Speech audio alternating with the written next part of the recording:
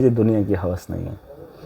जिस आदमी को दुनिया की हवस होगी और दुनिया को हासिल करने की ज़िद होगी ना, उसके दिल में खौफ होगा। जिन लोगों के लिए लड़ रहा हूँ, वो मज़लूम है और उनकी आह, उनका दर्द मैं समझता हूँ और उनकी दुआ मेरे साथ है। गाँव से उठकर आया हूँ, लेकिन मेरा एक विज़न है, क्लियर है, और ये सब जानते हैं मेरा। अभी तो कुछ लोग पहले मुझे मजाक करते थे, क्या एमएलए बनेगा, क्या बनेगा, ये तेरे बस की बात नहीं। अब वक्त आ गया, अभी हमारा मकसद पूरा नहीं हुआ है। अगर हमारा मकसद एमएलए बनना होता तो शायद बात अलग थी। हमारा मकसद सिस्टम को कहाँ से ठीक किया जाए, मैं वहाँ जाना चाहता हूँ। जो वादा किया है वो निभाना पड़ेगा। अच्छे लोगों को बाहर निकलना पड़ेगा। अच्छे लोगों को बाहर निकलना पड़ेगा। जो घर में बैठ कर ये बोलता है कि इस लीडर को ये नहीं ये बोलना चाहिए था, बस उस लीडर को बोलो कि उस मोबाइल पर ना देखे, घर से निकले, बीवी को ना बताए, बच्चों को ना बताए, बस उस घर से उठ के निकल आए। प्लेटफॉर्म खोला है, रिक्रूटमेंट हो रही है, आम आदमी पार्टी का संगठन है, और जिस सोच के साथ मैं निकला हूँ, इसी सोच पर महराज अपनी ज़िंदगी गुजारेगा और एक जम्मू कश्मीर को बेहतर मुस्तकबिल देगा। वादा करके जा रहा हूँ। बहुत शुक्रिया, धन्यवाद। कुछ तो है बंदे में। सभी को राम राम जी और सनातन धर्म की जय। आज के पॉडकास्ट में हमारे जो स्पेशल मेहमान हैं, उन्हें कोई तारुफ की ज़रूरत नहीं है। मेरे साथ हैं आज महराज मलिक जी, एक डीडीसी, एक एमएलए और अब जम्मू कश्मीर के हमारी यूटी के प्रेसिडेंट आम आदमी पार्टी से, जिन्होंने अपनी जो पहचान है अपने काम से बनाई है। ये मैं इसलिए बोल रहा हूँ क्योंकि काम जब इंसान करता है तभी उसकी पहचान होती है, वरना तो हर दूसरे दिन कोई ना कोई लीडर आ ही रहा है। कोई अपनी छाप छोड़ जाता है और कई अपनी छाप नहीं छोड़ पाते हैं। हालांकि बतौर एमएलए इन्हें इस बार जो है जे&के का जो बजट सेशन चल रहा है, आप सुन ही रहे हैं, बड़े अहम मुद्दे इन्होंने उठाए हैं, जिनमें सड़कों की बात हो, पढ़ाई की बात हो, स्वास्थ्य की बात हो, या फिर सबसे बड़ा प्रचंड मुद्दा जो एक्साइज पॉलिसी, जो एक शराब का इन्होंने उठाया, जिसके बाद ये बड़े चर्चाओं में है। मेरा साहब, हम कुछ आज बातचीत करेंगे। तो पहले तो मैं जानना चाहूँगा सर, डीडीसी जब आप बने उस समय क्या कभी सोचा था कि एमएलए का भी सफ़र तय करेंगे, एमएलए तक पहुँचना होगा? देखिए, ऐसा है कि ये एक लम्हा है।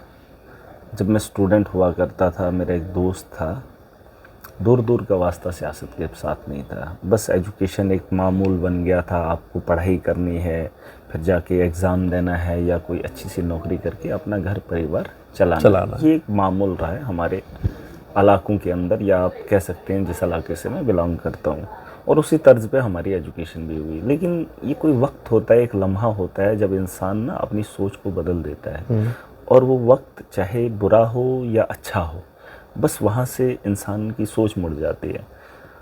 और ये सफ़र जब शुरू हुआ था तब मैं कॉलेज का स्टूडेंट था। उसके बाद एजुकेशन जब मैं हासिल कर रहा था तब ये मकसद नहीं था कि मैं कभी पॉलिटिक्स में आऊँ, पॉलिटिक्स करूँ, क्योंकि दूर दूर का वास्ता, तब तो पॉलिटिशियन एक ही होता था। फिर भी कुछ लीडरी के कुछ थे उस समय? ना।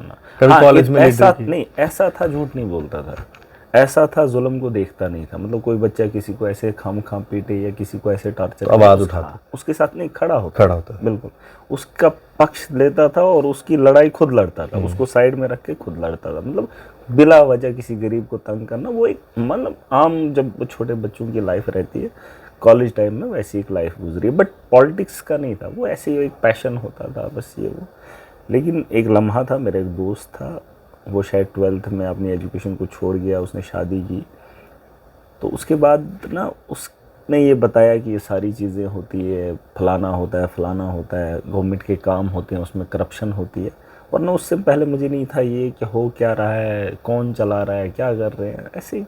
फिर एक वक्त आया जब गुलाम नबी आज़ाद साहब आए थे हमारे इलाके में, तो उस दिन मैंने 10 मिनट के अंदर जो काम करवाए थे उससे, तो उस दिन मुझे लगा था यार, अगर मैंने 10 मिनट में इतने लोगों का काम कराया, मेरे बोलने से अगर इतने लोगों का अजाला हो गया, तो मुझे यही काम करना चाहिए। उस वक्त मुझे कुछ लोगों ने मजबूर भी किया था, कुछ लोगों ने रोका भी था, और मेरे दिल ने ये ठान लिया कि मुझे यही काम करना चाहिए। उस दिन मैंने ये सोचा था, और ये सोचा, जैसे आपने कहा डीडीसी, एमएलए, बहुत बड़ी सोच लेकर आया हूँ मैं। मेरा साहब, मुझे आज भी याद है कि आपसे मेरी जो मुलाकात है वो डीडीसी से पहले की है, हम जानते हैं। उस समय ज़्यादातर लोग आपको शायद नहीं जानते होंगे, सोशल मीडिया की भी उस समय इतनी रीच नहीं थी। आज तो आपकी वीडियोस लोग पसंद कर रहे हैं, हर वर्ग का व्यक्ति, युवा पसंद कर रहा है। आपकी ना जो शुरुआती दिनों में मैंने देखा था कि एक बड़ी अनबन हुई थी एक शख्स के साथ, और वो शख्स लोगों के पता नहीं पैसे ले जाता था और फिर पता नहीं आपको नौकरी लगवा दूंगा, ऐसा करूंगा, वैसा करूंगा। हाँ, वो तो शख्स का मैं नाम लेना नहीं चाहता हूँ, उसके साथ बड़ी नोकझोंक हुई, फिर आपने उसको विकार बड़ा, भट्टी, हाँ। हाँ जो भी नाम वो है तो उसका। हाल का मामला है। विकार भट्टी जो था ना, देखो आप जब ओहदे पर पहुंचते हो या किसी मुझे लगता है कि उस इंसिडेंट से ज्यादा आपका हाइप पकड़ा। वो तो डीडीसी के वक्त का है। इससे पहले जो कहानियां हुई हैं हमारी, वो बहुत बड़ी है, इन सब से बड़ी है। बाद में इससे बेहतर तब भी करता था, लेकिन तब ना एक इलाके के अंदर महदूद हुआ करती थी। बात वही थी। देखो आप गांव का मामला उठाओ या शहर का मामला उठाओ, जैसे पानी, बिजली, सड़क, हॉस्पिटल, करप्शन, हम सब जूझ रहे हैं। चाहे गांव में देखो आप, शहर में देखो, वही मुद्दे मैं आज भी उठा रहा हूँ। आपको लगता है या लोगों को लगता होगा पता नहीं ये सियासत करने आ रहा, नहीं, इन चीज़ों की बीमारी मेरे गाँव के अंदर है, मेरी कॉन्स्टिट्यूंसी के अंदर, और उसी लत से जम्मू का आदमी, कश्मीर का आदमी और पूरे देश के अंदर ये माहौल है। अगर बेरोज़गारी मेरे इलाके में है, यहाँ पर भी है। अगर शराब की लत यहाँ है, वहाँ पर भी है। अगर नशा यहाँ पर है, वहाँ पर भी है। इसलिए मैं सोच रहा हूँ, क्योंकि अगर इसे रोकना होगा, अगर वहाँ पे ख़त्म करना है, अगर उस दलदल से निकालना है, तो हमें स्टेट लेवल पर इस चीज़ को करना पड़ेगा। जब ऊपर से ही ठीक नहीं होगा तो मेरा गाँव ठीक नहीं होगा। तो कहने का मतलब ये है कि उससे पहले भी मैं इस पर काम करता था। अब वो जो विकार भट्टी वाला मामला था, वो एक बड़ा आदमी था, वो टीवी डिबेट में आता था, लोगों को लगता था जैसे मैं एमएलए बन गया, अब मेरे पास लोग आएंगे, वो मुझे पैसा देंगे, आप ये काम कराओ। ये अच्छी बात नहीं है। अगर किसी का जेन्युइन काम है, मैं बनाए इसीलिए हूँ कि मुझे मुफ्त में करना है। मैं क्यों किसी से पैसा उसको आपने फिर लाइन पे लाया उस समय? नहीं, मैंने आवाज़ उठाई उस दिन। देखिए ऐसे लोग जो है ना, मैंने ऐसे देखा लोगों एक से डरते हैं। हैंडीकैप आदमी से भी पैसे हाँ, लेके ऐसे लोगों से लोग डरते हैं कि मतलब जालिम के खिलाफ बोलने से हम लोग डरते हैं। फिर बताओ हम जमहूरियत में कहाँ हैं? अगर जमहूरियत है तो जालिम को हक ही नहीं किसी मजलूम को दबाने का, उसे लूटने का, कुचलने का। ये जमहूरियत थोड़ी ना है। फिर मैं जमहूरियत का अच्छा इस्तेमाल कर रहा हूँ, जिस जमहूरियत के लिए हम लोगों ने कुर्बानियाँ दी, हमारे पूर्वजों ने, इसीलिए कि देश के नागरिक को सम्मान मिले, इज्जत मिले। तो इज्जत कहाँ है? आज भी एक बड़ा आदमी वही एक गरीब को लूटने का काम कर रहा है। अगर एक ऑफिसर है, देखिए मुझे लोग नाराज़ हैं, एक ऑफिसर अगर है वो गरीब से क्यों पैसे लेकर काम कर रहा है? और ये मामूल मेरे इलाके में नहीं, जगह जगह है। आप देखिए माफिया है, उनके खिलाफ कोई बोल रहा है क्या? अकेला महराज मलिक इस सिस्टम को ठीक कर सकता है? देखिए अगर हाँ। तो ये मेरा सवाल बड़ा अहम है, क्या अकेला महराज मलिक इस सिस्टम को ठीक कर सकता है? अगर नहीं तो कितने महराज मलिक हमें चाहिए? देखिए सिस्टम को चलाने वाले, जम्मू कश्मीर को चलाने वाले बहुत कम लोग हैं, ठीक है, और इसमें पिसने वाला एक बहुत बड़ा वर्ग है। अगर आप देखेंगे जम्मू कश्मीर को सिस्टम 1.5 करोड़ की आबादी, मान के चलिए 1.5 करोड़ की आबादी को चलाने वाले 1000 लोग भी नहीं होंगे। जो 1000 लोग हैं ना, 1000 लोग, उसको रोकने के लिए 1.5 करोड़ लोगों को जागना पड़ेगा। 1000 को आप रोक सकते हैं जब उनकी ताकत, उनकी सोच कहीं आ जाएगी। मैं अपना एक फर्ज निभा रहा हूँ, मैं जानता हूँ हो सकता मैं ना भी करूँ और कर भी सकूँ, लेकिन जब वो लोग जाग जाएं, जब उन लोगों के खिलाफ हम लोग खड़े हो जाएं। यहाँ असेंबली के अंदर कानून साज सिर्फ 90 है, 90 लोग हैं, मतलब 1.5 करोड़ की आबादी में से 90 लोगों को चुनकर भेजा है जम्मू कश्मीर की बेहतरी के लिए। तो यकीन जानिए कि उस वर्ग में, उस हाउस के अंदर अगर 90 आ जाए, ब्यूरोक्रेसी में 100-200 लोग आ जाए, 300 लोग अगर होंगे ना अच्छे ईमानदार, स्टेट सारा ठीक हो जाएगा। आपको मैं बता दूं, अगर सैकड़ों की बात है, अगर 100 आदमी भी अच्छा होगा ना बड़े लेवल पे, 100 आदमी, सिस्टम सारा ठीक हो जाएगा। लेकिन अगर 100 में से 40 गलत है, 40 ठीक है, तो सिस्टम ठीक नहीं होगा। मैं कह रहा हूँ सिर्फ कुछ लोगों को ठीक बनना है, कुछ लोगों को ईमानदार बनना है, नीचे वाला वर्ग खुद ब खुद ठीक हो जाएगा। अगर यहाँ से स्कंजा कसा जाएगा, लगाम कसी जाएगी, आपके मान के चलिए हमारे पास सरकार है, हमारे पास एलजी है, हमारे पास बड़े बड़े अधिकारी हैं, मोटे मोटे रख लीजिए। अगर यही 3-4 लोग, 5 लोग फैसला कर ले कि नशे को बंद करना है, आप मुझे बताओ होगा? बिल्कुल होगा। अगर यही 4-5 लोग कहेंगे करप्शन को बंद करना है, बताओ होगी? बंद होगी। लेकिन वहां तक पहुंचाने के लिए वो कौन लोग हैं? हम ही तो लोग हैं, गुनहगार भी हम ही हैं, मजलूम भी हम ही हैं, लुटने वाले भी हम ही हैं। बस वो एक मैं कोशिश कर रहा हूँ, छोटी सी उम्र है, मैं समझ गया हूँ, बस अपनी सोच को लोगों तक पहुंचा रहा हूँ। लोग भी समझदार हैं, बस उनके दिलों में जो खौफ है उस खौफ को निकालना है। आपने ना एक बहुत बड़े मतलब चीज़ को उजागर किया, वो थी जो एक्साइज पॉलिसी और जो शराब का यहाँ पर चल रहा है। वैसे तो मैं भी इस वीडियो के माध्यम से बता दूं कि हम शराब को, नशीले पदार्थ को सपोर्ट नहीं करते, लेकिन ये जो सिस्टम शुरू हुआ है, बाहर के लोगों ने आके ठेके ले लिए। आपने बड़ा एक अहम सवाल इसमें उठाया कि प्रॉफिट कहाँ है, वो पैसा कहाँ जा रहा है, किसकी जेब में जा रहा है। उसमें आपने एलजी साहब का भी जिक्र किया, उससे बड़ा मतलब क्योस रहा कि भाई आप एलजी साहब का नाम कैसे ले रहे हैं। मतलब इसमें मैं आपको एक बात बताऊंगा, फिलहाल आप हिंदू हैं, मैं मुसलमान हूँ। कोई भी धर्म इजाज़त नहीं देता है शराब पीने की, चाहे हिंदू हो, मुसलमान हो, सिख हो, कोई भी जो भगवान को, अल्लाह को मानता है उसको इजाज़त नहीं है, जो धर्म पे चलता है। लेकिन फिर भी अब ये लत लगी है। मैंने ये कहा, शायद आपने नहीं सुना, मैंने कहा शराब से रेवेन्यू इकट्ठा हो रहा है, इसमें कोई दो राय नहीं है। शराब से सरकारें चलती हैं, मुल्क बेहतर किए जा रहे हैं, लेकिन क्या शराब के अलावा रेवेन्यू जनरेट करने के लिए हमारे पास पॉलिसी नहीं है? क्या शराब पे ही हम मुनस्सिर रहेंगे कि हमने दुनिया में अगर चलाना है, मुल्क को आगे बढ़ाना है, तो नशे की चीज़ों को बेच कर ही हम दुनिया के अंदर तरक्की कर सकते हैं? नहीं। और ये हम ऐसे मुल्क के अंदर रह रहे हैं जिस मुल्क का बेकार आदमी शराब ले रहा है। अरे बड़े बड़े मुल्कों के अंदर वो लोग इस नशे को ले रहे हैं जो थका होगा, जिसके पास खुला पैसा होगा, वो ये अयाशी के काम करता है। हमारे यहाँ ऐसा वर्ग इस नशे को ले रहा है कि जिसके पास कुछ भी नहीं है वही आदमी नशा ले रहा है, 400 रुपए दिहाड़ी कमाएगा और शाम को, और उसी से हम रेवेन्यू जनरेट करके स्कूल बनाना चाहते हैं, उसी के पैसे से इकट्ठा करके हम हॉस्पिटल बनाना चाहते हैं।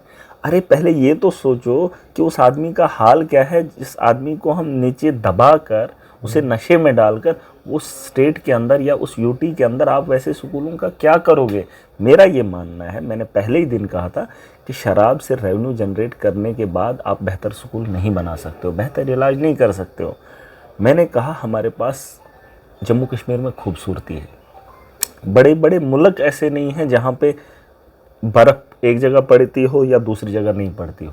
जम्मू कश्मीर वाहिद एक ऐसा इलाका है, एक ऐसी यूटी है या स्टेट है, ऐसा वर्ग है, जम्मू के अंदर बर्फ़ नहीं पड़ती है, कश्मीर के अंदर बर्फ़ पड़ती है।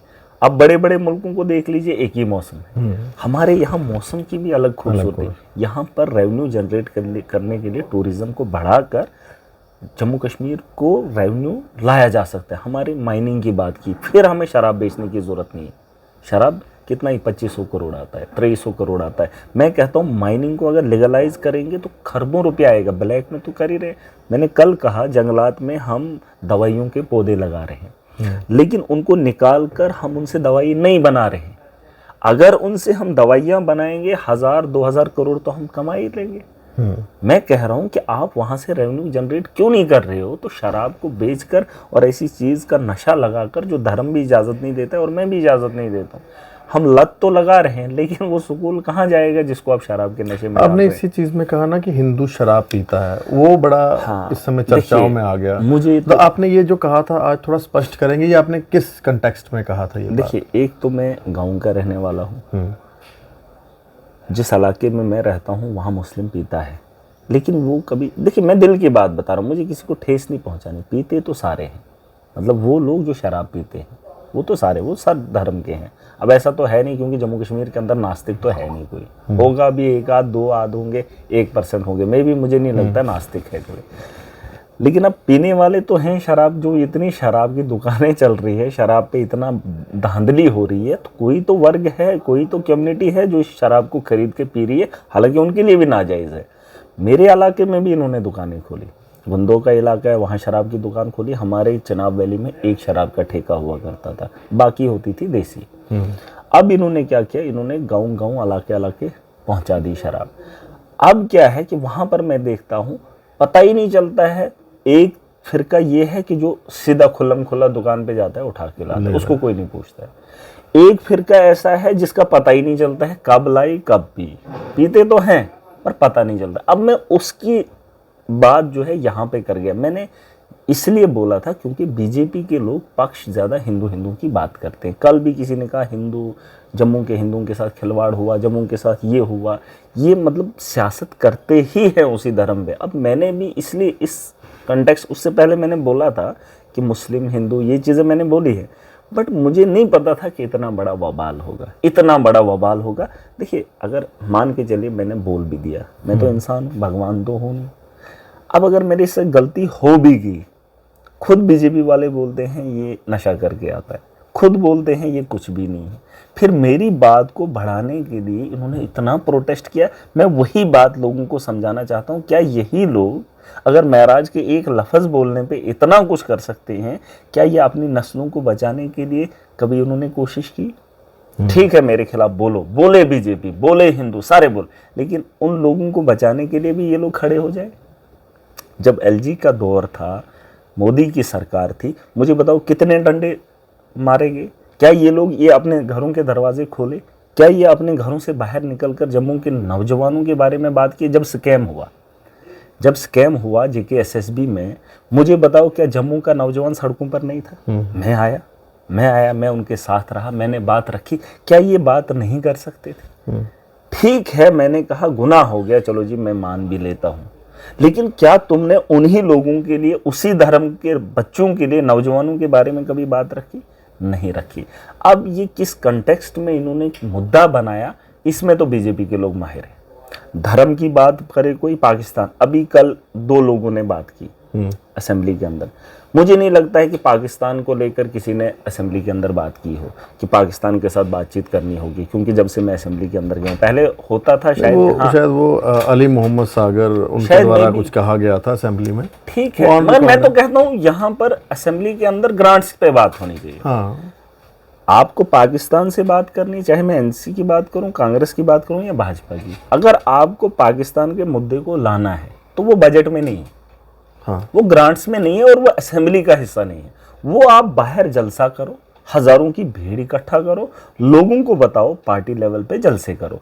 यहाँ इसके हाउस के अंदर सिर्फ ग्रांट्स पे बात होनी चाहिए, जैसे मैं कर रहा हूं। मैं भी चाहता हूं सिर्फ ग्रांट्स पे बात हो, बजट पे बात हो। मुझे बताओ, हमारा मकसद यहाँ हाउस के अंदर कुछ है, आप मुद्दे उठाकर दूसरी जगहों के क्यों यहाँ हाउस के अंदर ला रहे हो? बाहर आओ ना, वहां से बाहर निकलो, जलसे करने की ममानत तो है नहीं। आपने जब ये शराब की आवाज़ उठाई कि यहाँ से बंद होनी चाहिए, वहीं जिस पार्टी के साथ आप जुड़े हुए हैं, दिल्ली में जो एक्साइज पॉलिसी थी उसके अंदर भी बड़ा चर्चा हुई कि केजरीवाल जी ने वहाँ पर जो पॉलिसी लाई, एक बोतल के साथ एक फ्री दी गई, तो आपकी पार्टी की तरफ से वो बढ़ावा दे रही है और आप यहाँ से कह रहे हैं कि बंद होनी चाहिए। मतलब देखिए, मैं आपको एक बात बताऊंगा, मैं पार्टी की आइडियोलॉजी के साथ हूँ। पार्टी ने दिल्ली के अंदर स्कूल बनाए, पार्टी ने दिल्ली के अंदर हॉस्टल बनाए, ये मानते हैं आप?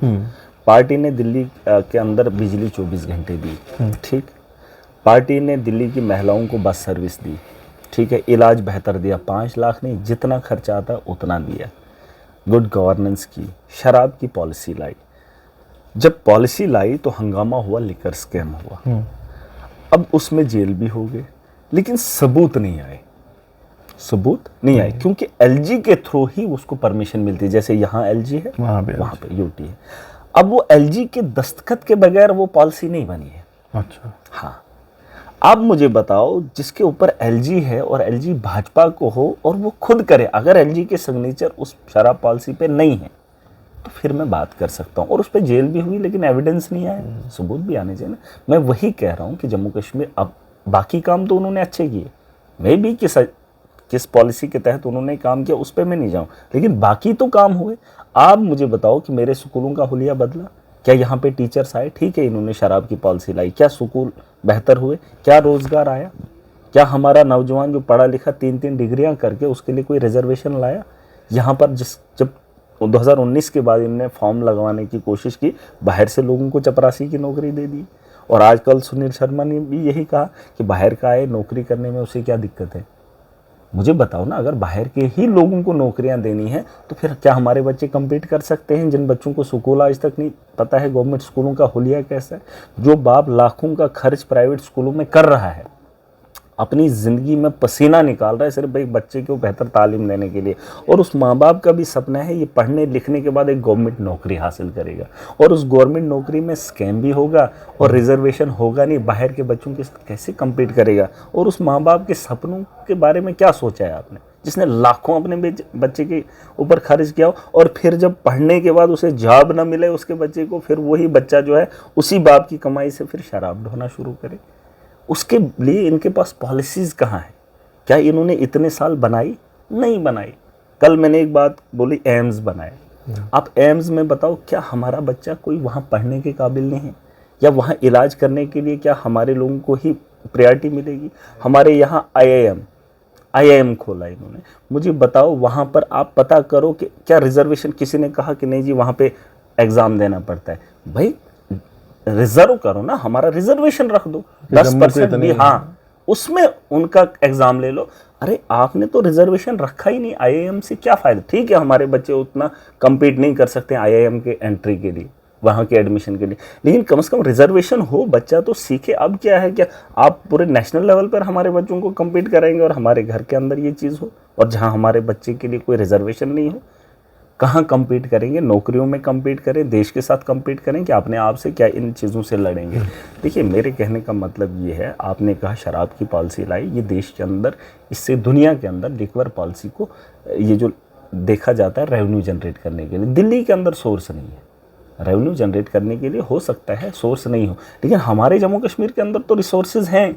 जंगलात के बारे में मैंने कहा, हज़ारों करोड़ कमाया जा सकता है, लेकिन सरकार के पास कोई फैक्ट्री नहीं, कोई वो जगह है ही नहीं जहाँ से वो जड़ी बूटियों को हम दें और वहाँ से दवाइयाँ अपनी बनाएं। जम्मू कश्मीर इतना सक्षम है, और ये कुछ फॉरेस्ट के डिवीज़न ऐसे हैं जो बीज हर साल बोते हैं, हर साल बोते हैं, सिर्फ इसलिए उन पेड़ों को जिंदा रखने के लिए, इसलिए उन बीजों को बोया जाता है, उनको जिंदा रखने के लिए। अगर वो बन जाते हैं उसी से दवाइयाँ भी बनाई जा सकती है, लेकिन वो जगह हमारे पास है ही नहीं। करोड़ों का यहाँ से रुपया कमाया जा सकता। हमारे जंगलात हैं जो गिरे हुए हैं, आपको भी पता होगा जम्मू के अंदर लकड़ी कहाँ से आती है? रशिया की, है ना।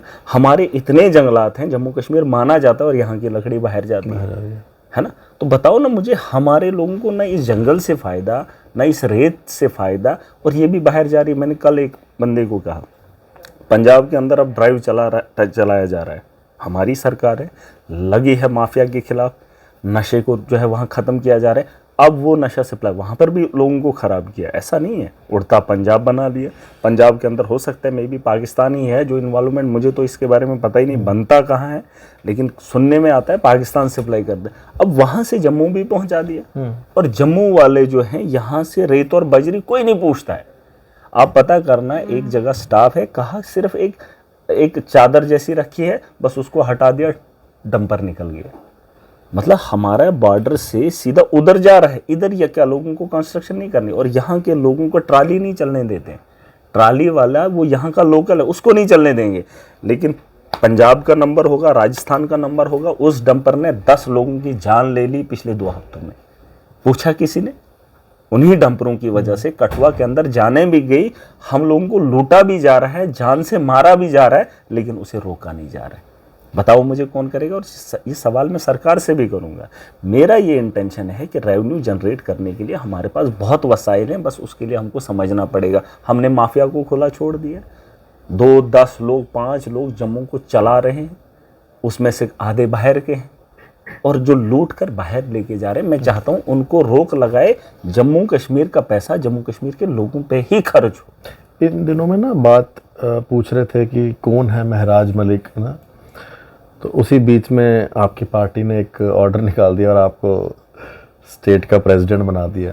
तो मतलब ये क्या उस बात का जवाब था, या मतलब जैसे आपने शराब की बात उठाई थी कटरा के अंदर, आपके खिलाफ हो गए।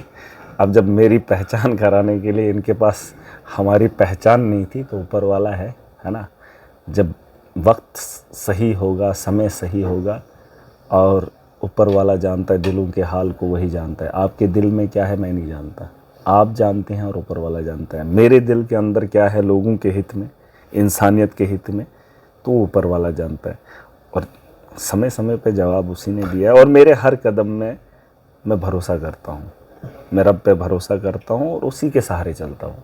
इसलिए मैं फिक्र नहीं करता हूँ। दुनिया के अंदर इंसान आया है, कब तक जिएगा, कब तक जिएगा? जितने भी आए लोग चले गए, जाना तो है, इसमें कोई शक नहीं, लेकिन इज्जत से जाएंगे, कुछ करके जाएंगे, अपने हिस्से की जिम्मेदारी निभा कर जाएंगे। ये बहुत बड़ी जिम्मेदारी आपको मिली है। हाँ। देखिए, एमएलए तो आप जीत गए, अब आप 5 साल जब तक इलेक्शन होंगे, भगवान करे पूरा टेन्योर चले ये सरकार का।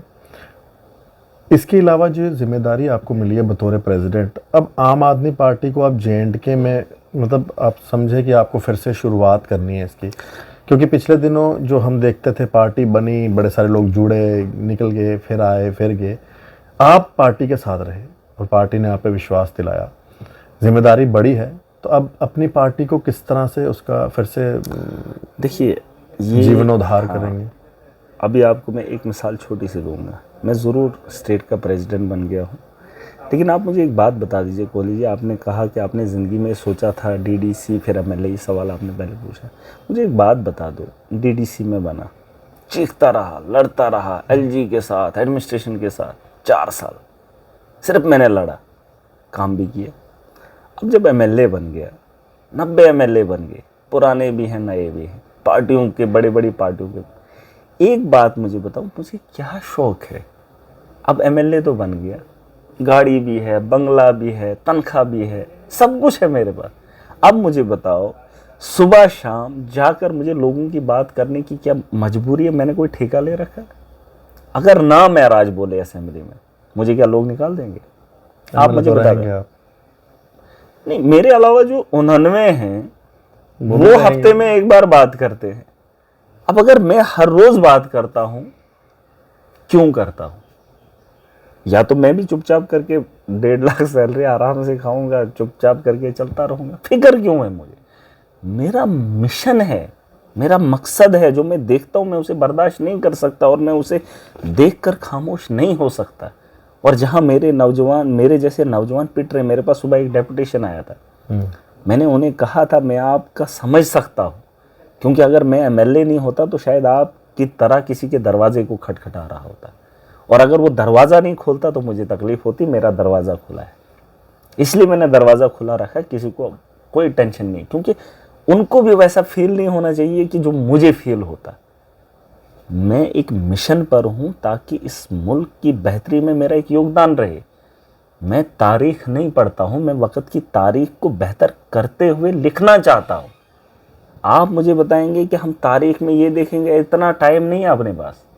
अपने पास ये टाइम है कि वक़्त के हालात अगर ऐसे हैं तो इन्हें बेहतर करने के लिए मुझे क्या करना है। गांधी ने अगर तारीख लिखी है, अगर हम उसकी पढ़ते हैं तो उसने वक़्त के हालात पर वो किया है, इसलिए वो तारीख है। अगर उसने भी किसी पीछे वाले की तारीख पढ़ी होती तो उसकी नहीं होती। तारीख उसकी होती है जो वक़्त के हालात को बेहतर करे, वक़्त के जालिमों के खिलाफ, वक़्त के मजलूम के साथ खड़ा हो जाए। वक़्त उसकी तारीख लिखता है और वक़्त में आने वाले कल में उसकी तारीख पढ़ी जाती है। अब कुछ लोग मेरी बात को शायद ना समझें, लेकिन यही सच है, यही हकीकत है। अब मुझे बताओ, मोदी जी देश का प्रधानमंत्री बने, अब उसको कुछ अलग करना है कि पुराने ही तर्ज पे पुराने ही करना है? अब अगर वो पुराने ही तर्ज पे पुराना ही करेगा तो कौन बोलेगा नए तर्ज पे उसने ऐसा किया? वही पुरानी बातें। हर वक्त हर इंसान को, आपने भी ज़िंदगी में बहुत एक बड़ा सफ़र है आपका। हम इंसान हैं, हम बोलते हैं उम्र आपकी 35 साल है, 36 साल है। अरे आधे से ज़्यादा इसमें सोने में गुजार देते, आधे से ज़्यादा हम अयाशी में गुजार देते। अपने बारे में सोचने के लिए भी हमारे पास उतना वक्त नहीं है। अगर आप गिनती करेंगे ना, लास्ट में एक छोटा सा साल या महीनों में वक्त आता है जहां हम इंसानियत के लिए सोचते हैं। मैं कहता हूं अपने परिवार के बारे में सोचते हो, कभी एक मुल्क के बारे में भी सोचने के लिए वक्त निकालो। उसकी हमदर्दी अगर रखते हो, उसमें अपना योगदान क्या देते हो। हम तो 40 साल वाला कहेगा मैं 40 साल उम्र का हूँ, नहीं, उसको पूछ लेना वो 2 महीने का निकलेगा।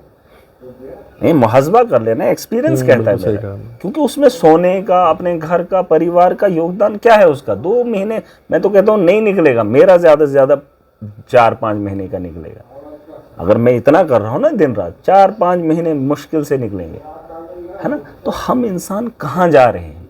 मैं ये कह रहा हूँ कि वक़्त के हालात को बेहतर कैसे किया जाए, उसके लिए मैं पार्टी के साथ जुड़ा हूँ। और आने वाले कल में एक बड़ा रेवोल्यूशन हमें लाना पड़ेगा, वरना अंग्रेज़ों के दौर में हो या इधर हूँ या उधर हूँ, देखिए, कोई कहीं पे भी हो दुनिया के अंदर, मजलूम के साथ खड़ा रहना वही इंसानियत है। चाहे आप किसी भी हाल में किसी भी मुकाम पर हो, बस मजलूम के साथ खड़ा होना यही इंसान। साहब, बातचीत तो काफ़ी हो रही है और हमने सियासत की भी बात की, कुछ थोड़ा पर्सनल लाइफ के बारे में बात करते हैं।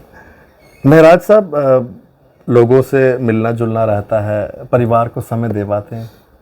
नहीं, इसमें थोड़ा मुश्किल है, टफ टाइम, मतलब ये सच्चाई है आपकी। कल जब मेरी बेटी को लगी थी तो डॉक्टर ने पूछा था कितने महीने की है, तो शायद मैं महीने बता नहीं पाया उसे। ये सच्चाई है, क्योंकि मेरा एक बहुत बड़ा परिवार है।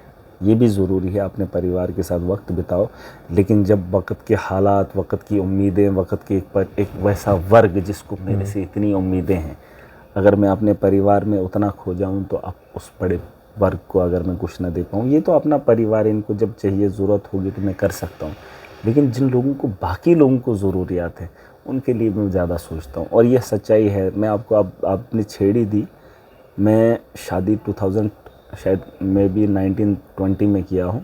उससे पहले मुझे वक्त नहीं मिला था।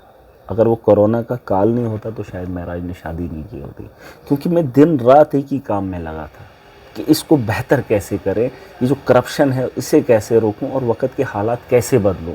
और आपको ये एक चीज़ मैं बता दूं, मेरे बारे में जब आप पता करोगे तो मैं जब बोलता था, मैं तकरीर करता था गाँव के अंदर, कहीं पे भी जाता था, मैं लोगों को कहता था, लोग डरते थे मेरे सामने आने में, चाहते थे मुझे, लेकिन सोचते थे अगर महराज की बात सुनते सुनते कोई हमें देख लेगा कल को फंसाएंगे। मैं उनको बोलता था, याद रखना तुम, एक वक्त आएगा जो खौफ तुम्हारे दिलों के अंदर जिन लोगों का है उनके दिलों में मैं पैदा करके दिखाऊंगा। और आज वो वक्त आ गया। आज मेरा आम आदमी सीना ठोक के चलता है, और जिस जमहूरियत को मैं देखना चाहता हूँ और जिसे आइन में लिखा है, उस जमहूरियत को ज़िंदा करके मैं मजलूम के उस सीने को खुला देखना चाहता हूँ, उसके चेहरे पे हंसी को बरकरार देखना चाहता हूँ, ताकि वो खौफ ना खाए। वो जब चले उसे नहीं लगे कि ये मेरे मुखालिफ है। वो सब उसकी रक्षा के लिए, ताकि वो हंसता खिलता एक अपना एक परिवार, एक ज़िंदगी गुजारे। इनको लगता है कि हम लोगों की ज़िंदगी बेहतर है, इन लोगों से कमाकर हमने जीना है, लेकिन इस मुल्क के आईन ने इस चीज़ की इजाज़त नहीं दी थी जो ये समझ रहे हैं। हम लोगों के रक्षक हैं, हमने लोगों के चेहरे पे हंसी देखनी है, हमने उनकी हंसी को छीनने नहीं देना है, हम उसके रक्षक हैं। अरे हम ही लोग हैं उनकी हंसियों को छीनकर अपने घर को खुशहाल करते हैं। आपको असेंबली में सब कहते हैं वो शोर डालता है, तो कभी भाभी ने भी वीडियो देख के बोलते हैं आपको आके कि भाई बड़ा शोर डालते हो आप असेंबली? कभी इतना टाइम नहीं मिलता है कि वो देखें, बताएं मुझे ना। देखते तो होंगे आपकी वीडियोस? मैं भी, मगर सुनने सुनाने का वक्त नहीं मिलता है। असल में मैं बिज़ी रहता हूँ अपने ही कामों में। फिर अगर कहीं ऐसा इतना बड़ा मसला हो जाए, जैसे कल प्रोटेस्ट हुआ, फिर जाके फैमिली थोड़ा बोले नहीं ऐसा क्यों करते हो। मैंने कहा मैंने ऐसा कुछ नहीं किया, लेकिन फिर भी चलो फैमिली को तो डर रहता है कि कल वाला मामला जो ऐसे, जैसे जब वो केसेस वगैरह होते हैं, ऐसे मामलात होते हैं, तब कहीं डिस्कशन करने का मौका मिलता है, थोड़ा इनको दिल रखने के लिए। वरना देखो हमारा परिवार क्या, एक आम परिवार है, न सियासत से कोई लेना देना है, तो डर लगता है। अब एक आदमी गया है तो थोड़ा सा नई चीज़ है। हाँ, इनको परिवार को थोड़ा, और फिर मैं इनको कहता हूँ यार, और आप पंगा भी बड़े बड़े लोगों से लेते हैं, तो फिर थोड़ा सा देखिए आपको मैंने एक ही बात, एक तरफ सरकार में बैठे बड़े बड़े नेता हैं, दूसरी तरफ भाजपा है, और अब आपने एक और पंगा ले लिया शराब पॉलिसी वालों के साथ। वो इतने बाहर के है ना, करोड़ों रुपए वाले लोग। एक चीज़ मैं आपको बताऊँ, मुझे दुनिया की हवस नहीं है। जिस आदमी को दुनिया की हवस होगी और दुनिया को हासिल करने की ज़िद होगी ना, उसके दिल में खौफ होगा। ये मेरी बात याद रखना। मैं जिन लोगों के लिए लड़ रहा हूँ, वो मज़लूम है, और उनकी आह, उनका दर्द मैं समझता हूँ, और उनकी दुआ मेरे साथ है। मुझे फ़िक्र नहीं। और मैं बार बार यही कहता हूँ कि मौत का वक्त मुतय्यन नहीं है, किसी को नहीं पता कौन कब कैसे कहाँ मरे। मैंने अभी कहा एक्सीडेंट हो गया, वो बाहर से सैर व तफरीह के लिए आए थे, मर गए, कोई मामला नहीं है, कोई कहाँ मर जाए। जिंदा हो तो जिंदा रहो और ज़िंदगी जियो, यही ज़िंदगी का नाम है। और ये मैं नहीं कह रहा हूँ, आप अपने दिल से भी कभी पूछ लेना कि सच में हम हैं कौन और हमें भेजा क्यों है। हर इंसान का एक मकसद है। मेरी नज़र में कोई भी इंसान बेमतलब नहीं है। यहाँ मैं जानवरों को देखता हूँ ना, हर जानवर को मकसद से बनाया है, मकसद से। कोई जानवर ऐसा नहीं है, जैसे मच्छर है ना, वो भी ज़रूरी है, वो भी ज़रूरी है। अब आप इंसानों की बात करेंगे, हर इंसान का अपना एक मकसद है। और मैं कहता हूँ अगर गवर्नमेंट के पास हमारी आंखें होती ना, ये बोलते किसी का जन्म हो जाता फिर आंखें सरकार से लेनी होती तो हम सारे अंधे होते। ये तो शुक्र है कि हमें भगवान ने सब इंसानों को आंखें, अपना वजूद दिया है। अब सांस लेना भी ये तो कुदरती है, वरना अगर ये वसाइल भी सरकार के हाथ आ जाए, सांस लगती है ना, बिल्कुल ये हकीकत में बोल रहा हूँ, ये तो शुक्र है मेरे। आप 10 सांसें ले सकते हो और उसका इतना टैक्स होगा। देखो फिर उस पर डिजिटल मीटर ना लग जाए। अब आप खुद अंदाजा करो, उस बात का अंदाजा मैं आपको बता सकता हूँ। दुनिया के अंदर जिन लोगों ने इतिहास लिखा है, जिन लोगों ने इतिहास लिखा है, उनका बैकग्राउंड कुछ नहीं था। इंसान गरीब नहीं है, जो इंसान है ना वो गरीब नहीं है, बस उसने अपने जहन को भगाना। हाँ, अगर जहन कमज़ोर है ना, कोई अबनॉर्मल है, वो गरीब है। जो जहन से अबनॉर्मल है, जो अपाहिज है, वो गरीब है। जो उसका शरीर पूरा है, जिसके पास दिमाग है, वो गरीब नहीं है। वो इस भरम में कभी खुद को ये बोले और कोसे, महराज नहीं मानता। देखिए, इस मुकाम तक पहुंचने के लिए खरबों रुपया लोग लगा लेंगे, फिर तो अडानी होता देश का प्रधानमंत्री। वो तो मोदी जी कहते हैं मैं चाय बेचकर हिंदुस्तान का प्रधानमंत्री बना। क्यों? क्योंकि उसके पास जहन था, उसने जहन को बढ़ाया, बड़ा किया। मैं भी वही था, एक गाँव से उठकर आया हूँ, लेकिन मेरा एक विजन है, क्लियर है, और ये सब जानते हैं मेरा। अभी तो कुछ लोग पहले मुझे मजाक करते थे, क्या एमएलए बनेगा, क्या बनेगा, ये तेरे बस की बात नहीं। अब वक्त आ गया, अभी हमारा मकसद पूरा नहीं हुआ है। अगर हमारा मकसद एमएलए बनना होता तो शायद बात अलग थी। हमारा मकसद सिस्टम को कहाँ से ठीक किया जाए, मैं वहाँ जाना चाहता हूँ। और ये मेरा सपना इसलिए है क्योंकि मेरे मजलूम के दिल के अंदर जो खौफ है वो तभी निकलेगा जब मैं उस मुकाम पर पहुँचूँ। कल को मेहराज साहब अगर अपनी पार्टी भी आपको रोके कि भाई ये रुक जा, तो मतलब उसमें भी आप बिल्कुल देखिए आगे मतलब पार्टी के लाइंस को छोड़ देंगे? देखिए, एक बात मैं आपको बताऊंगा, कोहली जी, अपना एक उसूल है, जहाँ बुरा है बुरे को बुरा कहो, अच्छे को अच्छा कहो, सच को सच कहो, झूठ को झूठ कहो। मुझे नहीं लगता है कि मेरी पार्टी कहीं मुझे ऐसे मुकाम पे रोकेगी, नहीं रोकेगी, क्योंकि आज तक जब उन्होंने नहीं रोका और इतनी बड़ी अगर रोके भी तो महराज रुकेगा ना। फिलहाल तो उन्हें मुझे साबित करना होगा कि महराज तूने गलती की। जैसे मैंने अभी, आप कह रहे हैं कि आपने हिंदुओं के ठेस पहुंचाई, अगर मुझे लगेगा आप साबित करेंगे कि आपने ये सच में गलती की है, मैं कौन होता हूँ, मैं तो माफ़ी मांग लूँगा। मुझे क्या है यार, अगर मेरे ज़ुबान से, मैं तो इतना बड़ा आदमी तो हूँ नहीं, इंसान गलती करता है, लेकिन गलती तो हो, गलती साबित करें। नहीं, अगर गलती हो तो मैं कौन सा इतना बड़ा हूँ कि मैं इतने लोगों से भी लड़ूं। अरे मेरी लड़ाई लोगों से नहीं है, किसी धर्म से नहीं है, मेरी लड़ाई चंद लोगों से है, और वो गिने चुने लोग हैं, वो उनको पता है, जो इस वक्त मेरे पीछे भी है, मेरे पीछे लगे हुए हैं, उन्हें मैं दिख नहीं रहा हूँ, वरना जिस दिन उन्हें लगेगा ना इसकी कमजोरी क्या, दबोच देंगे। और वो ताकतवर है, मैं उन ताकतवरों के खिलाफ हूँ, मैं किसी जाति धर्म के मुखालिफ नहीं हूँ। अब मैं इसलिए बोल रहा था कम से कम लोग उस जहन से निकल आएँ। देखिए, आपको मैं एक चीज़ बताऊँगा, सियासत अपनी जगह है, धर्म अपनी जगह है, दुकानदारी अपनी जगह है। अगर आप कितने ही कट रहे हैं, कितने ही कट, लेकिन अगर आपकी दुकान कहीं रोड पे होगी ना, तो आप ग्राहक चाहेंगे, आप धर्म के लोगों को नहीं चाहेंगे। आपको जितने ग्राहक आएंगे आप उतनों को ही बेचेंगे, यही है सियासत। लेकिन इसे धर्म के साथ मत जोड़िए। जैसे मंदिर एक ऐसी जगह है जहाँ पे सिर्फ हिंदू जाए, मस्जिद एक ऐसी जगह है वहाँ पे चलो मुसलमान जाए, लेकिन अगर एक कट्टर धर्म के आदमी की दुकान किसी ऐसी जगह हो जो किरियाने की दुकान है, वो क्या बोलेगा, इधर से सौदा नहीं लेना, वो तो चाहेगा कि सब आए। मैं वही कह रहा हूँ, ये सियासत धर्म नहीं है, ये दुकान ऐसी है, किरियाने की दुकान है, यहाँ सेल करनी है, सबको देना है, हमारा काम है बेचना। मैं वो, हाँ, अगर धर्म का होता तो शायद मैं भी बात करता। मैं कह रहा हूँ ये धर्म का मामला नहीं है, ये अपनी अपनी दुकानदारी है। किसी का होटल का काम है, किसी का किरियाने का काम, किसी का सब्जी का काम है, ये काम है। अब यहाँ काम है जम्मू कश्मीर का, आप समझ रहे, मंडी में सब्जी कौन उठाता, कश्मीरी। तब डोगरे नहीं बोलते हैं हम कश्मीरियों को नहीं देंगे। मुझे एक बात बताओ, जब सब्जी मंडी में सब्जी होती है कौन उठाता है, कश्मीर लेके जाते, तब कोई किसी को परवाह नहीं, वो तो चाहते हैं कि यार हमारे घरों से ये ले जाए। मैं वही कह रहा हूँ, वो बिजनेस है, ये भी बिजनेस है। ये किसका, ये अपना एक है, ये एक दुकानदारी है। यहाँ पर हम चाहते हैं कि सबको, जैसे एक डॉक्टर है, वो नहीं देखता किसकी टांग टूटी, वो देखता है यार मेरा ये काम है, मैंने इसका काम करना। खून का रंग तो सबका लाल है। मैं वही कह रहा हूँ, नहीं उसकी टांग टूटी है, डॉक्टर ने उसको ठीक करना, किसी को दर्द हो रहा है। हाँ, मैं ये कह रहा हूँ ये वो काम नहीं है। हाँ, अगर यहाँ से आपको लगता है कि यहाँ धर्मों का बंटवारा है तो मैं मान लूंगा। और हम लोग धर्म, अब फिर भी पता नहीं कौन सा विवाद उठेगा, लेकिन विवादों में हम कम ही लोग हैं। जो लीडर होता है उसके पास धर्म पे चलने के लिए वक्त नहीं होता आज के नेताओं को, वरना पुराने नेता अपने धर्म का पालन भी करते थे, वो ज़्यादा ईमानदार इसी तर्ज पे होते थे जब वो धर्म को फॉलो करते। लेकिन मुझे नहीं लगता है, देखिए अब इस पे भी विवाद उठेंगे कि हमारे नेता के धर्म को इतना करीब से मानने वाले हैं जितना एक आम आदमी अपने गाँव के अंदर अपने धर्म की उसके बारे में काम करता है या उस धर्म पे चलता है, कोई नमाज पढ़ता है, कोई पूजा करता है, उतना मुझे नहीं लगता है नेताओं के पास फुर्सत है।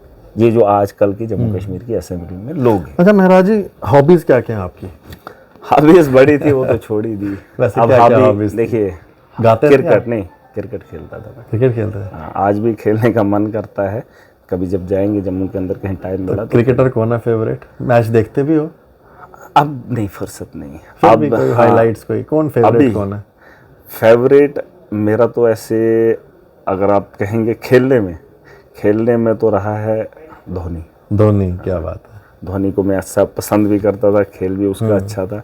और एक आम परिवार से जब आया था, उठ के आया था, एक कैप्टन, तभी सब कुछ है ना, उठ के सारी चीज़ें वो बनी। अब विराट कोहली रन बना रहा है, वो एक अलग मामला है, लेकिन क्रिकेट का नाम जिंदा रखने में धोनी का एक अहम रोल रहा है। क्योंकि वर्ल्ड कप ऐसे नहीं लाया जब, मुझे लगता है अगर वो कैप्टन नहीं होता शायद भी बड़ा मुश्किल, क्योंकि उससे पहले जैसे सचिन तेंदुलकर उसका एक हिस्सा भी रहे, एक लंबा कैरियर रहा, बहुत रनें बनी, लेकिन हासिल नहीं हुआ। कुछ गाते भी हैं? कोई फेवरेट सिंगर रहा है कोई? नहीं, गाना नहीं। हाँ, एक गाना सुनता हूँ बीच बीच में, कभी पंजाबी सुन लेते हैं। सुनाओगे जरा थोड़ा? नहीं, गाना आता ही नहीं है। एक वो एक गाना था वो ऐवान के अंदर। हाँ, क्या? जो वादा किया है वो निभाना पड़ेगा, उसके बाद आता नहीं है। तो लेकिन ये हमने ऐवान में इसलिए भी गाया था, वो शायद मैंने बोला भी था, नोटिस नहीं किया, क्योंकि हमने सरकार को ये कहा था कि जो आपने वादे किए उसे निभाना पड़ेगा। तो आगे की लाइनें। चीफ मिनिस्टर उमर अब्दुल्ला के लिए क्या कहेंगे? उमर साहब कैसे चीफ मिनिस्टर? देखिए, सलाह तो लेनी पड़ेगी सबकी, सबको साथ लेके चलना, चाहे पक्ष है विपक्ष है। तो बेहतर जम्मू कश्मीर के मुस्तकबिल को बेहतर बनाने के लिए हमें करप्शन पे लगाम लगानी पड़ेगी। आपको लोगों ने इज्जत दी है, शोहरत दी है, उस मुकाम पे पहुंचाया। अगर ये वीडियो उन तक पहुंची, सबसे बड़ी जो बीमारी यहाँ जम्मू कश्मीर के अंदर है करप्शन, और उसके रोकने के लिए सरकार को एक बड़ा कदम उठाना पड़ेगा। फिलहाल तो ये हमारा रहेगा, अगर इसमें कामयाब हो गए तो एक अच्छे चीफ मिनिस्टर। उन्होंने पहले दिन ही कहा कि मैं जैसे ही कुर्सी पे बैठूंगा वीवीआईपीज़म खत्म होना चाहिए, रोड पे कोई लाल बत्ती वाली सिस्टम तो आज ही वही है। आपकी गाड़ी नहीं रोकते होंगे किसी, मतलब लोगों को नहीं रोकते होंगे, आपका तो लगता नहीं मुझे। मैं भी बीच में सोच रहा था, लेकिन आज भी सीएम साहब निकलते हैं 15-15 मिनट गाड़ियाँ रुकी रहती हैं। अब मैं 1 मिनट इस पे बात करूँ। मैं भी कभी कभी सोचता था यार गाड़ी नहीं, देखिए मैं दिल का बड़ा साफ हूँ, जो मुझे आएगा मैं वही बताऊँगा। क्या सोचते थे? मैं सोचता था यार ये ऐसा क्यों होता है कि लोग रुक जाते हैं फिर ये लोग जाते हैं। पिछले दिनों ना हमारे पठानिया साहब, उनका दूसरा सवाल था, तो मैं भी कभी कभार ना मैं 9:30 ही पहुंचता हूँ। अब मुझे तो थोड़ा नज़दीक है, लेकिन मैं निकलता 9:30 से पहले हूँ कि मैं रुको ना कहीं, पहुँच जाऊँ। तो उनका दूसरा सवाल था, तो टाइम पे नहीं, वो गेट के बाहर थे, तब तक स्पीकर साहब ने नाम लिया, जो ही एंट्री होगी उसने कहा मैं हूँ, तो उसने तब तक तीसरा ले लिया, नहीं बोल पाया। तो ये क्या होता है कि बड़ा एक इम्पॉर्टेंट आज की डेट में, बाकी नहीं, अदरवाइज़ नहीं। और नेताओं आज खास करके असेंबली के सेशन में मैं चाहता हूं कि वो टाइम पे पहुंचे, कोशिश करें। वो तो मैंने लेटेस्ट वीवीआईपीज़म खत्म होना चाहिए। नहीं, उस एंगल से नहीं मैं बता रहा हूं, ताकि ये हाउस के अंदर ना ये सारी चर्चा लोगों की होती है और इनको टाइम पे पहुंचना बड़ा इंपॉर्टेंट होता है। और बाकी नहीं, मैंने तो नहीं देखा उतना वीवीआईपी कल्चर, अगर है तो उसे वैसा नहीं होना चाहिए। लेकिन असेंबली के सेशन में आपकी गाड़ी जो निकलती किसी को तो नहीं आप रोकते? रोकना नहीं, कोशिश करते हैं जल्दी से पहुंचे। और उसके लिए तो मैंने कहा मैं 9:30, इतना 2 मिनट का रास्ता, लेकिन मैं 9:30 निकलता हूँ। शायद मीडिया वालों ने भी देखा होगा, 10-20 मिनट पहले ही पहुंच जाता हूँ, क्योंकि मैं नहीं चाहता हूँ कि मैं रुकूँ कहीं फिर जाके लेट पहुँचूँ। क्योंकि हाउस के लिए इंतज़ार लोग करते हैं कि इस हाउस के अंदर 7 साल के बाद हाउस में। आपने ना प्रधानमंत्री जी की बात की, मेरा बिल्कुल आखिरी सवाल है, प्रधानमंत्री मोदी जी को आप किस तरह से देखते हैं? आज पूरे वर्ल्ड के ग्लोबल लीडर हैं। सही, आप सही बोल रहे हैं, आप तो सही है। आपने खुद बोला एक बार, मैं सच बोलता हूँ। देखिए, मोदी बजाते खुद अच्छा हो सकता है, मैं मानता भी हूँ अच्छा ही होगा, क्योंकि जो देश का प्रधानमंत्री है, जिसको खाने वाला नहीं, देखने वाला नहीं, उसको क्या ही फिक्र है, उसको कुछ नहीं चाहिए। लेकिन जो उसका संगठन है वो सही नहीं है। देखो, केजरीवाल ईमानदार है, वो कहता भी है और मैं मानता भी हूँ। अब मैं जम्मू कश्मीर में हूँ, मैं उसका साथी हूँ, मैं उसकी पार्टी के साथ जुड़ा हुआ हूँ, मैं उसकी सोच के साथ खड़ा हूँ, मैं भी ईमानदार हूँ। मैं चाहता हूँ जो मोदी का भक्त है, चाहे वो एमएलए है चाहे वो एमपी है, उसको भी मोदी की तरह चलना चाहिए। वरना अगर मोदी ईमानदार है, मैंने तो देखा नहीं, आपने तो देखा नहीं, आप कितना देखा होगा टीवी पे, आपने भी, मैंने, मिलने का मौका किसका, सबको थोड़ी मिलता है। लेकिन अगर उसी का एमएलए और एमपी वो ईमानदार नहीं है, इसलिए मैं उसको बोलता हूं। क्योंकि अगर केजरीवाल खुद को ईमानदार कहता है, अगर मुझे कोई बोले मैं अगर बेईमान हो जाऊं, तो मेरे हिसाब से आप बोलेंगे यार ये भी वैसा ही है, वो भी वैसा ही है। देखो, आप उसी आदमी से उसकी तशबीह कर सकते हो। मैं कहता हूं कि मोदी बजाते खुद अच्छा है, हो सकता है, लेकिन कम से कम जो नीचे वाला, जो उसको मानने वाला मोदी के गुण गाता है, कम से कम तुम तो शर्म करो, उसके तर्ज पे तो चलो। वो जो कह रहा है वो तो मानो। तुम उसके नाम पे यहां धंधा करोगे, फिर मैं किसको बोलूंगा? भाई मैं कह रहा हूं, अगर जिस आदमी को आप मानते हैं उसकी इज्जत का ख्याल तुम्हें करना है, आपने उसके दामन पे दाग नहीं लगाना है। और हम ही लोग हैं, अगर मुझे दाग लगेगा वो तो केजरीवाल को लगेगा। अगर मैं बुरा करूंगा, आप मुझे बताइए, आपके फादर है, या मैं बुरा काम करूंगा तो आपका सहरा किसको जाएगा? आपके माँ बाप को, आपके परिवार को। भाई जिस परिवार के बड़ा तुम्हें ये कह रहा है कि करप्शन नहीं करनी है, तुम तो कर रहे हो, तो वो उसका अजाला दे रहे हो, उसको रिफंड यही दे रहे हो आप। अगर मोदी को मानने वाले हो, उसके रक्षक हो, उसके लीडर हो, तो वैसे बनो जैसा मोदी कहता है। मैं ये मानता हूँ। और अगर वो लोग ऐसा नहीं करते हैं, देखिए कोहली जी, मैं तो आपको साफ कहूँगा, मैं उसको लीडर मानता हूँ, मैं मानता हूँ है वो, क्योंकि इस इतने बड़े मुकाम पे मैं कौन होता हूँ उसको पहुंचाने वाला? ऊपर वाला है ना, ये सारा खेल ऊपर वाले का, कुछ तो है बंदे में। लेकिन अब जो उसका नीचे वाला वर्ग है वो वैसा नहीं है, वो तो उसके नाम पे आया है। एक मोदी है, बाकी जितने भी हैं वो सारे उसी के नाम पे। लेकिन अब उसके नाम को अगर खराब कर रहे हैं तो यही लोग हैं। और अगर उसे उस मुकाम से नीचे गिराएंगे, अब उस तक बात पहुंचती है नहीं पहुंचती, लेकिन मैं चाहता हूं कि ये लोग समझें कि उसके दामन पे दाग न लगाएं। अगर उसकी सोच है तो अच्छी है, तो बेहतर करके दिखाओ। बहुत शुक्रिया महराज जी, थैंक यू। आपने डोगरा पत्रकार हमारे चैनल से बात की, बहुत समय दिया आपने, इसका बहुत बहुत धन्यवाद आपको। नहीं। और एक बात मुझे बड़ी अच्छी लगी, ये इनका कहना है कि मैं एक मिशन के साथ हूँ। तो मैं भी भगवान से प्रार्थना करता हूँ कि हमारे जो युवा नेता हैं, जब वो फील्ड में उतरते हैं तो वो युवाओं की बात करते हैं। और आज हमें चाहिए, क्योंकि हम लोग कहते हैं कि सिस्टम ठीक नहीं है, पॉलिटिक्स में लोग ऐसे होते हैं, लेकिन उसको ठीक करने के लिए किसी ना किसी को तो उतरना पड़ेगा। तो उतरे हैं महराज मलिक। अच्छे लोगों को बाहर निकलना पड़ेगा, अच्छे लोगों को बाहर निकलना पड़ेगा। जो घर में बैठकर ये बोलता है कि इस लीडर को ये नहीं ये बोलना चाहिए था, बस उस लीडर को बोलो कि उस मोबाइल पर ना देखे, घर से निकले, बीवी को ना बताए, बच्चों को ना बताए, बस उस घर से उठ के निकल आए। प्लेटफॉर्म खोला है, रिक्रूटमेंट हो रही है, आम आदमी पार्टी का संगठन है, और जिस सोच के साथ मैं निकला हूँ, इसी सोच पर महराज अपनी ज़िंदगी गुजारेगा और एक जम्मू कश्मीर को बेहतर मुस्तकबिल देगा, वादा करके जा रहा हूँ। बहुत शुक्रिया, धन्यवाद बात करने के लिए। आप लोग डोगरा पत्रकार देखते रहें। पॉडकास्ट कैसा लगा महराज साहब का, कमेंट में ज़रूर लिखिएगा। राम राम।